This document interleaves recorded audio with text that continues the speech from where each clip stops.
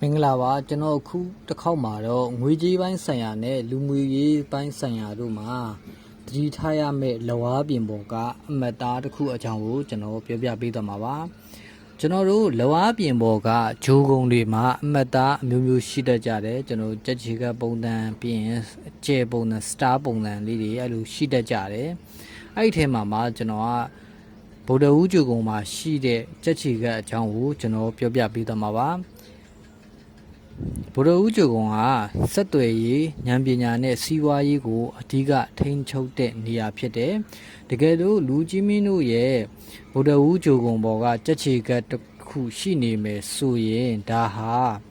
ဘဝအတွက်ဘယ်လိုလှုပ်ချက်တွေနဲ့သတိပေးချက်တွေကိုဖော်ပြနေတယ်ဆိုတာဒီနေ့ဗီဒီယိုမှာကျွန်တော်အသေးစိတ်ပြောပြပေးသွားမှာပါ။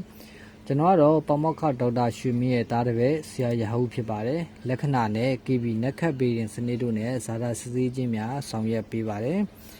အရင်ဆုံးဗုဒ္ဓဦးဂျိုကုံအကြောင်းကိုကျွန်တော်သိဖို့လိုတယ်ဒီနေရာမှာစကားပြောကောင်းခြင်းလိမ္မာပါးနှက်ခြင်းနဲ့ဆုံးဖြတ်ချက်မှန်ကန်ခြင်းတို့ရဲ့အရင်းမြစ်ဟာဒီဗုဒ္ဓဦးဂျိုကုံကနေလာရတာဖြစ်ပါတယ်ဗုဒ္ဓဦးဂျိုကုံကောင်းမွန်သူတွေဟာစီးပွားရေးသမားတွေရှိနေတယ်ဒါမှမဟုတ်ရင်စာရေးဆရာကြီးဖြစ်တတ်ကြပါတယ်ဒါပေမဲ့ဒီလိုထက်မြက်တဲ့နေရာမှာကြက်ချေကတစ်ခုပေါ်လာတဲ့အခါမှာတော့ဒီအာသာချက်တွေကကျွန်တော်အားနည်းချက်တွေဒါမှမဟုတ်ရင်စင်ကုန်မှုတွေအဖြစ်ပြောင်းလဲသွားတတ်ပါတယ်ဒီကြက်ချေကရှိလို့ရှိရင်ဒီလိုဗုဒ္ဓဦးဂျိုကုံမှာကြက်ချေကရှိခဲ့ရင်သတိထားမယ့်အချက်၅ချက်ရှိပါတယ်အဲ့ဒါတွေကတော့ပထမအချက်အနေနဲ့ငွေကြေးပိုင်းဆိုင်ရာနဲ့ပတ်သက်ပြီးတော့သတိထားပါမယ်ဗုဒ္ဓဦးဂျိုကုံဟာကုံသွယ်မှုကိုအုပ်ချုပ်တာကြောင့်လိမ်လည်ခံရတာအရင်ဒီဆုံးရှုံးတာမျိုးဖြစ်တတ်ပါတယ်ဒါကြောင့်မလို့ဘသူကမှငွေလွယ်မချေးပါနဲ့ဒုတိယအချက်အနေနဲ့ကတော့လူမှုရေးနဲ့ပတ်သက်ပြီးတော့သတိထားပါမယ်မိတ်ဆွေရင်းဒါမှမဟုတ်ရင်လှုပ်ဖို့ကင်ဘက်တွေရဲ့တစ္ဆာဖောက်မှုကိုခံရတတ်တယ်ဒါကြောင့်မလို့ယုံကြည်ရသူကလှည့်စားမျိုးမ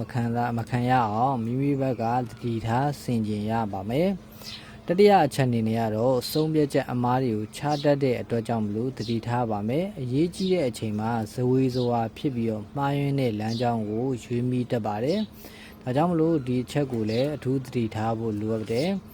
စရုဒ္ဓအချက်အနေနဲ့နှုတ်ထွက်စကားနဲ့ပတ်သက်ပြီးတော့သတိထားပါမယ်စကားပြောရမှာအထင်မြင်လွဲမှားစီတာဒါမှမဟုတ်ရင်အချက်လက်အမားတွေပေးမိရကြောင်းမလို့တစ်ဖက်နဲ့ပြဿနာတက်တာမျိုးလေးကြုံတတ်တယ်ဒါကြောင့်မလို့ဒီအချက်ကိုလည်းအထူးဂရုစိုက်ဖို့လိုအပ်ပါတယ်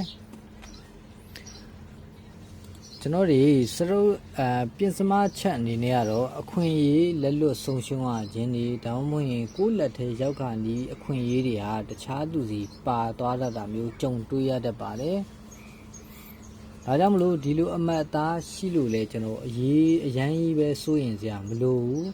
လူကြီးမင်းတို့ရဲ့စီးပွားရေးလုပ်တော့မယ်ဆိုရင်ကျွမ်းကျင်သူနဲ့တိုင်ပင်မှာစာချုပ်စာတမ်းတွေကိုတေချာစစ်ဆေးပါစိတ်လိုက်မှန်ပါဆုံးဖြတ်တာကိုရှောင်ပြီးတော့တတိရှိနေထိုင်မယ်ဆိုရင်ဒီဆိုးကျိုးတွေကိုကြော်လွှားနိုင်ပါတယ်အားလုံးပဲတတိရှိနဲ့အောင်မြင်တဲ့ဘဝကိုတည်ဆောက်နိုင်ကြပါစေ